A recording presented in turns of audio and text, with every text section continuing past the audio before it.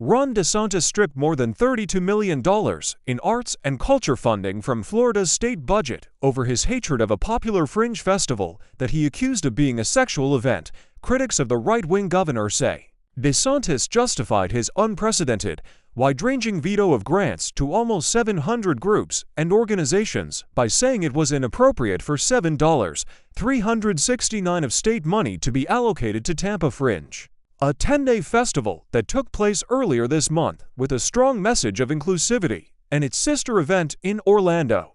"It's like a sexual festival where they're doing all this stuff," DeSantis said at a press conference Thursday, without elaborating.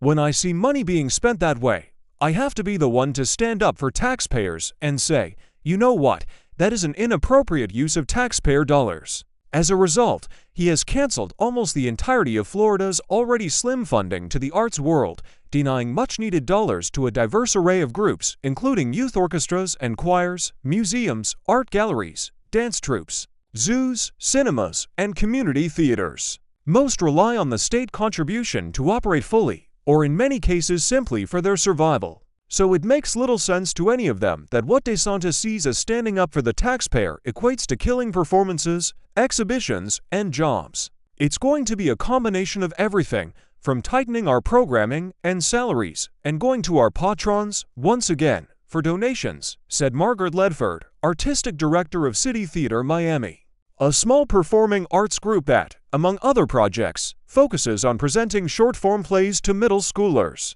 Her group, with 2 full-time and 3 part-time employees, lost a $47,000 grant, about 6% of its annual budget. Other allocations quashed by DeSantis range from $500,000 each for organizations, including the Tampa Museum of Art, Fort Lauderdale's Museum of Science and Discovery, and Miami's Pelican Harbor Seabird Station, to a few $1,000s each for groups such as the Amelia Island Opera and the Ensemble Community Orchestra of Gainesville. Ledford is among those who believe the governor's action against the arts world is purely political, a continuation of his well-documented targeting of minority groups, including the LGBTQ community, through executive action and legislation designed to stifle discussion of sexual orientation and gender identity. Asked for details, the governor's office issued a statement condemning a performance at Tampa Fringe that featured transgender characters. "You can't say gay, you can't do anything he considers woke, and the word climate change has been taken out of state statutes," Ledford said. "We're also trying to figure out how we reach the students of the community if we can't talk about things they need to talk about in schools. If we bring in a play with a gay character, we can do that because we're theater. But whose job are we putting in jeopardy if a student then asks a question of a teacher?" Margaret Murray, chief executive of the nonprofit arts agency Creative Pinellas, called DeSantis's veto incredibly disheartening.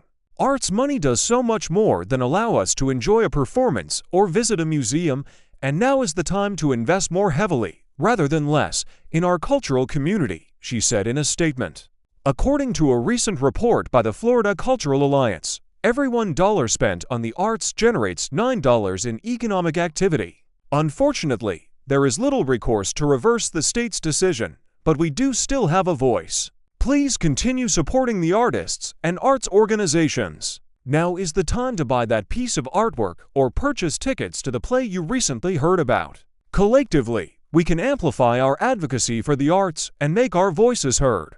Among those also puzzled by DeSantis's motives are political allies, some in the Republican-dominated Florida legislature that crafted a $117.5 billion state budget earlier this year that the governor trimmed by almost $1 billion before signing it this month. Those politicians rubber-stamped grant applicants that were vetted and approved by the Florida Council on Arts and Culture, a 15-member advisory body handpicked by the governor. Additionally, the state's own publications trumpet the economic value of investment in arts and culture, a $3.1 billion industry in Florida that it says supports jobs, generates government revenue, and is a cornerstone of tourism.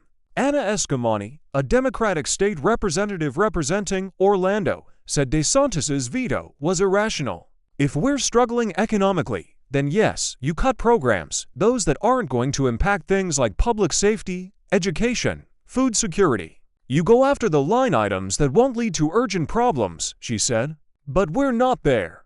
Florida has like $17 billion in reserves, and this was $32 million, a drop in the bucket compared to the budget as a whole. Now, these organizations are going to have to make budget decisions, likely reduce staff, cancel programs, and reduce the events they can host. And there's a ripple effect because the folks going to the shows are eating at the small restaurant next door, they're buying printed materials and swag the art group is selling. They're paying to park. There's an entire ecosystem that revolves around arts and culture. That's why it makes no sense. It's another DeSantis culture war, the same old playbook, just a different chapter.